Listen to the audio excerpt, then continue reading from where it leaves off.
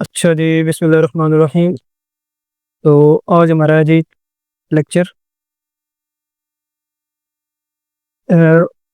JavaScript का। ठीक है, जावा और जावास्क्रिप्ट वेरिएबल्स। तो आज ये हमारा बोल्ड हो गया और जावास्क्रिप्ट वेरिएबल्स। अच्छा, जावास्क्रिप्ट के अंदर वेरिएबल्स होते क्या है? तीन तरह के वेरिएबल्स होते हैं जावास्क्रिप्ट के अंदर। कौन कौन से वेरिएबल? Number one, war. मैं आपको बताता हूँ ये किस लिए यूज होते हैं। नंबर टू, नेट और कॉन्स्ट। सही है। और नहीं, सिर्फ कॉन्स्ट, बस इसको कॉन्स्टेंट पूरा ना बोलो। और इसको हम तो वेरिएबल्स हम अपनी जावास्क्रिप्ट में क्यों यूज होते हैं? कोई भी स्पेसिफिक डेटा को स्टोर करने के लिए। मिसाल के तौर पर आपके पास ना एक फॉर्म है ना, एक फॉर्म। तो फॉर्म का वही सारे जो फॉर्म के अंदर फील्ड्स है, first name, second name, email, password. तो वो सारी चीजें आपने जरूरी बात है स्टोर करनी है ना। स्टोर करके आप फिर बैकएंड पे भेजोगे या फ्रंट एंड पे किसी और जगह पे डिस्प्ले कराओगे। तो वेरिएबल्स यूज क्यों होते हैं? इधर इधर लिख लेते हैं हम। Why we use variables for storing data। ठीक है, तो फॉर स्टोरिंग डाटा, कोई भी डाटा को स्टोर करने के लिए हम वेरिएबल्स यूज करते हैं। तो इसकी तीन तीन तरह के तरीके हैं। ये जो फर्स्ट वाला तरीका है ना, मेथड है, मेथड कह लो आप। ठीक है, ये मेथड ओल्ड मेथड है, जावास्क्रिप्ट जो पुरानी थी ना, उस तब से ये चली आ रहा था वार। इसमें हम लोग डेटा को स्टोर करते थे। लेकिन लेट और कॉन्स्ट ये अपडेटेड वर्जन है, इसके अंदर भी आप स्टोर कर सकते हैं। तो इसलिए अभी जब भी जावास्क्रिप्ट यूज करोगे तो आपने लेट और कॉन्स्ट यूज करना है, वार नहीं यूज करना।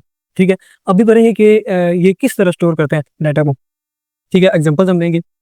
एग्जांपल मैंने गलत नहीं।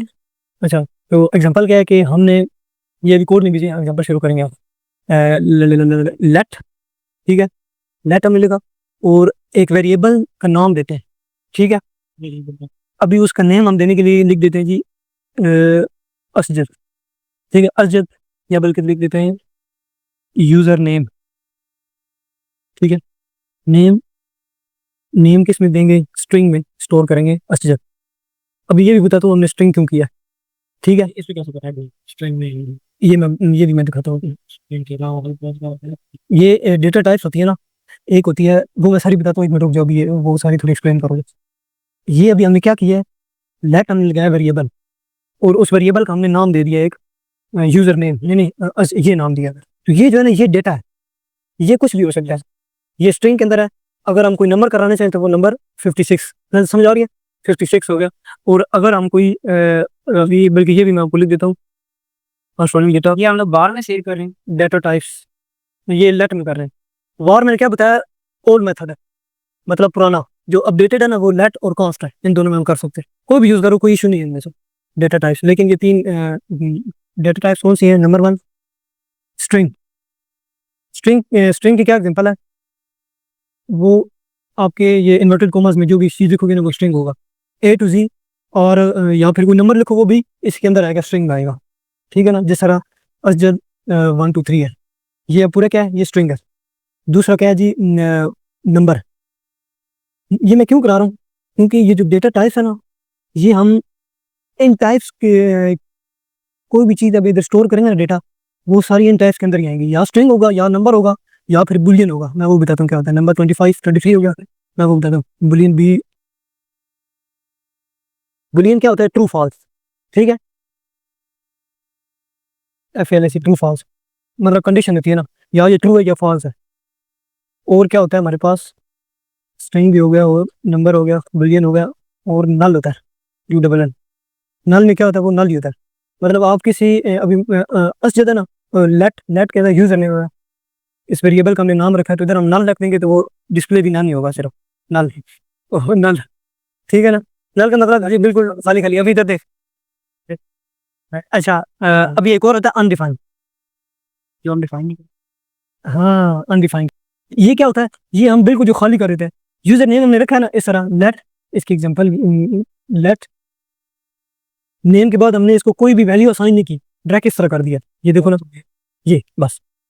अब जब हम इसको कंसोल लॉक करवाएंगे ना अपनी वेबसाइट के अंदर, तो यहाँ हमें सिंपल खाली ये अनडिफाइंड नजर आएगा। वो मैं अभी एग्जांपल करके दिखाता हूँ।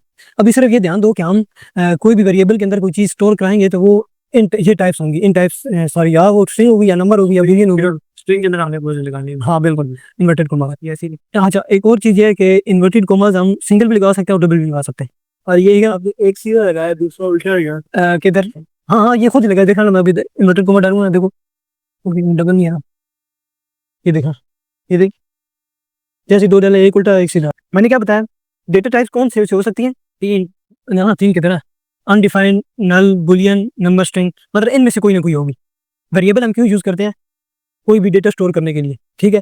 अभी वो जब वेरिएबल यूज करेंगे तो सारी बात है उसका कोई तरीका होगा ना, मतलब किस तरह स्टोर करेंगे। तो जब भी हम कोई वेरिएबल में कोई डेटा स्टोर कराएंगे ना, उसकी वेरिएबल ये है ना, वेरिएबल नेम ये है, वेरिएबल ये वेरिएबल को असाइन करने का तरीका है, तीन मेथड है, ठीक है।